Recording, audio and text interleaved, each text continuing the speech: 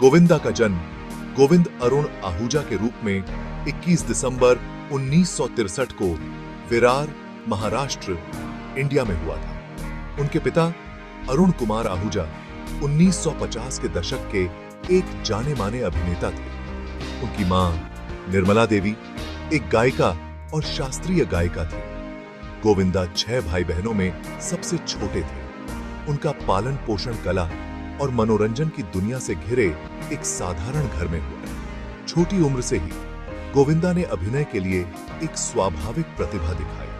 वह अक्सर अपने परिवार और दोस्तों का अपनी नकल और नृत्य कौशल से मनोरंजन करते थे। वह विशेष रूप से बॉलीवुड फिल्मों के प्रति आकर्षित थे और अमिताभ बच्चन जैसे अभिनेताओं को अपना आदर्श मानते थे। गोविंदा के परिवार ने उनकी प्रतिभा को पहचाना और उन्हें अपने जुनून को आगे बढ़ाने के लिए प्रोत्साहित किया।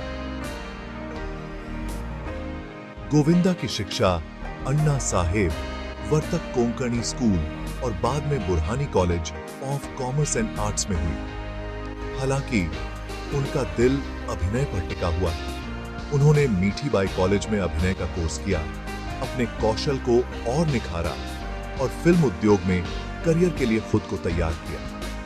उन्हें क्या पता था कि उन्हें बॉलीवुड के सबसे बड़े सितारों में से एक बनना तय है।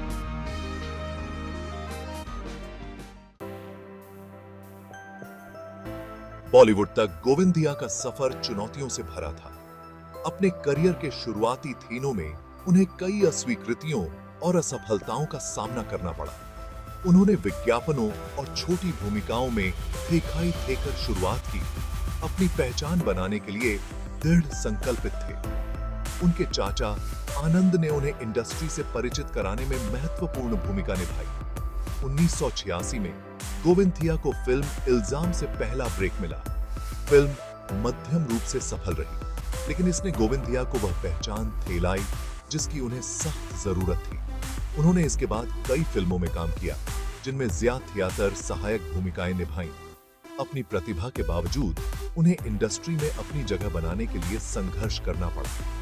गोविंदिया के करियर में महत्वपूर्ण मोड़ 1986 में आई फिल्म तन बदन के साथ आया। उनके चाचा आनंद थिवारा निर्देशित इस फिल्म ने गोविंदिया की कॉमिक टाइमिंग और नृत्य क्षमताओं का प्रदर्शन किया। दर्शकों ने उनके ऊर्जावान प्रदर्शन को पसंद किया और गोविंदिया को पहचान मिलने लगी। उन्होंने इस सफलता के बाद एक और हिट फिल्म लव 86 डे, जिसने इंडस्ट्री में उनकी स्थिति और मजबूत की। इंडस्ट्री में 1980 के दशक के अंत और 1990 के दशक की शुरुआत में गोविंदा का उदय एक सच्चे सितारे के रूप में हुआ। उन्होंने कई सफल कॉमेडी फिल्मों में अभिनय किया, जिसने उन्हें बॉलीवुड के कॉमेडी किंग के रूप में स्थापित किया। उनकी बेदाग कॉमिक टाइमिंग, एक्सप्रेसिव चेहरा और अनोखा डांसिंग स्टाइल ने उन्हें जनता के बीच पसंदीदा बना दिया। स्वर्ग, शोला और शबनम और आंखें जैसी फिल्मों ने उनकी बहुमुखी प्रतिभा का प्रदर्शन किया। निर्देशक डेविड धवन के साथ उनका काम विशेष रूप से सफल साबित हुआ। 1990 का दशक गोविंदिया के करियर का स्वर्णिम युग था। उन्होंने एक के बाद एक ब्लॉकबस्टर फिल्में थीम बॉक्स ऑफिस पर राज किया और अपनी संक्रामक ऊर्जा से दर्शकों को मंत्रमुग्ध कर थेया। उनकी फिल्में मनोरंजन का पर्याय बन गईं और उनका नाम बॉक्स ऑफिस पर सफलता की गारंटी बन गया। राजा बाबू, कुली नंबर 1, हीरो नंबर 1, साजन चले ससुराल और थे उल्हे राजा 90 के दशक में गोविंदिया के शासनकाल के कुछ उदाहरण हैं। डेविड धवन और अनीस बज्मी जैसे निर्देशकों के साथ उनके काम ने एक अनोखे ब्रांड की कॉमेडी को जन्म दिया, जो बॉलीवुड में एक प्रधान बन गई। गोविंदिया की लोकप्रियता भौगोलिक सीमाओं से परे थी। उनकी फिल्में न केवल भारत में लोकप्रिय थीं, बल्कि रूस, नेपाल और अफ्रीका के कुछ हिस्सों जैसे देशों में भी बड़े पैमाने पर प्रशंसक थे। उनकी कॉमिक टाइमिंग, डांस मूव्स और एक्सप्रेशन पॉपुलर कल्चर का हिस्सा बन गए, जिससे अनगिनत मीम्स और नकलें हुई। पर्दे पर करिश्माई व्यक्तित्व के पीछे गोविंदिया अपने व्यावसायिकता और अपने काम के प्रति समर्पण के लिए जाने जाते थे। वह सेट पर हमेशा समय के पाबंद रहते थे और एक निर्देशक के अभिनेता होने के लिए जाने जाते थे। वह अक्सर अपने द्वारा निभाए गए पात्रों में अपना अनोखा स्पर्श जोड़ते हुए दृश्यों का सुधार करते थे। गोविंदिया के समर्पण के बारे में एक दिलचस्प किस्सा फिल्म हीरो नंबर 1 के सेट का है। एक खास सीन में गोविंदिया को ठंडे पानी से भरे पूल में कूद देना था। तापमान जमा देने के बावजूद गोविंदिया ने क्रू के लोगों को हैरान करते हुए स्टंट खुद करने की जिद की। उन्होंने एक ही टेक में शॉट पूरा कर लिया, जो उनके काम के प्रति उनकी प्रतिबद्धता को दर्शाता है। गोविंदिया अपनी विनम्रता और जमीन से जुड़े स्वभाव के लिए भी जाने जाते थे। अपने स्टारडम के बावजूद वह जमीन से जुड़े रहे और सेट पर सभी के साथ सम्मान से पेश आए। वह अक्सर क्रू के साथ खाना साझा करते थे और हल्की फुल्की बातचीत में शामिल होते थे, जिससे सेट पर सकारात्मक और मैत्रीपूर्ण माहौल बनता था।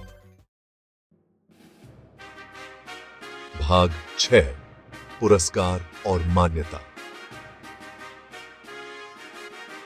हिंदी सिनेमा पर गोविंदिया का प्रभाव। हिंदी सिनेमा में गोविंदिया का योगदान बहुत बड़ा रहा है। उन्होंने हास्य की शैली को फिर से परिभाषित किया।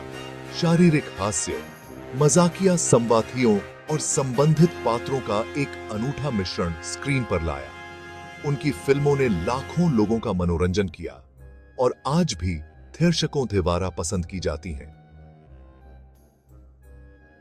अपने करियर के दौरान गोविंदिया को उनके प्रदर्शन के लिए कई पुरस्कार और प्रशंसा मिली है।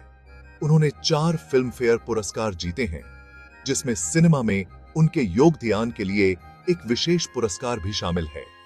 बॉलीवुड में उनकी उत्कृष्ट उपलब्धियों के लिए उन्हें प्रतिष्ठित जी सिने अवार्ड से भी सम्मानित किया गया है। पुरस्कारों से परे गोविंदिया की विरासत उस प्रभाव में निहित है जो उन्होंने लोकप्रिय संस्कृति पर डाला है। उनके संवाद, डांस मूव्स और एक्सप्रेशन प्रतिष्ठित हो गए हैं, जिससे अनगिनत मीम्स और नकलें हुई हैं। उन्हें भारतीय सिनेमा के इतिहास के सबसे मनोरंजक अभिनेताओं में से एक माना जाता है और उद्योग में उनके योगदान को हमेशा याद रखा जाएगा। भाग 7 चुनौतियां और असफलताएं। स्टारडम के उतार चढ़ाव को नेविगेट करना। किसी भी सफल करियर की तरह बॉलीवुड में गोविंदिया का सफर भी चुनौतियों और असफलताओं से अछूता नहीं रहा है।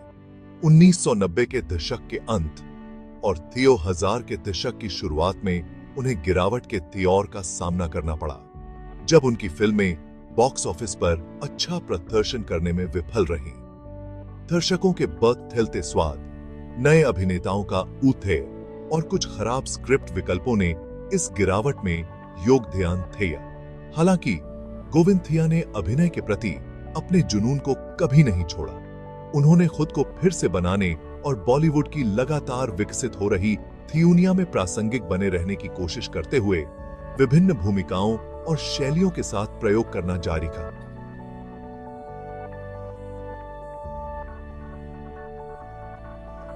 जबकि उनकी बाद की कुछ फिल्मों को उनकी पिछली कृतियों जैसी सफलता नहीं मिली होगी, गोविंदिया के प्रदर्शन को हमेशा आलोचकों और दर्शकों द्वारा समान रूप से सराहा गया।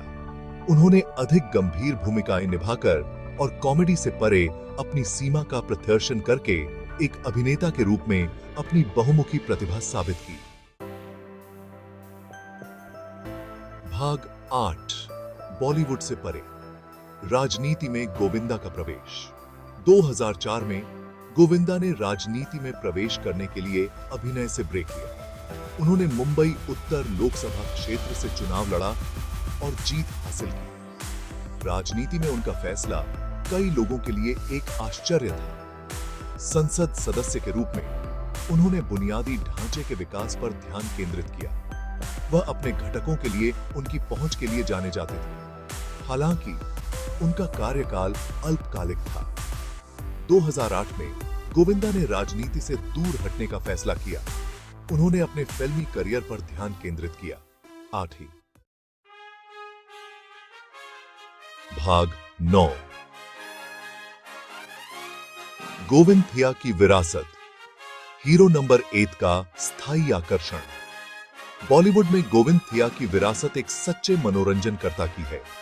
वह एक ऐसे आइकन हैं जिनकी कॉमिक टाइमिंग, डांसिंग स्किल्स और यूनिक स्टाइल ने भारतीय सिनेमा पर एक अमिट छाप छोड़ी है।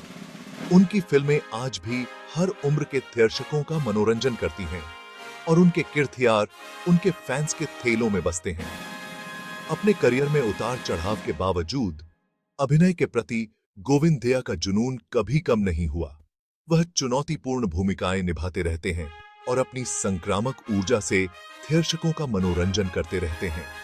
फिल्मों और वेब सीरीज में उनकी हालिया उपस्थिति को खूब सराहा गया है, जिससे साबित होता है कि गोविंद थिया के जा थियू में आज भी दर्शकों को मंत्रमुग्ध करने की ताकत है। एक छोटे शहर के लड़के से बॉलीवुड के सबसे बड़े सितारों में से एक बनने तक का गोविंद थिया का सफर महत्वाकांक्षी अभिनेताओं और मनोरंजन करने वालों के लिए एक प्रेरणा है। उनकी कहानी कड़ी मेहनत, समर्पण और दर्शकों से जुड़ने की क्षमता की शक्ति का प्रमाण है। हीरो नंबर 8 के रूप में गोविंद थिया की विरासत आने वाली पीढ़ियों को प्रेरित करती रहेगी।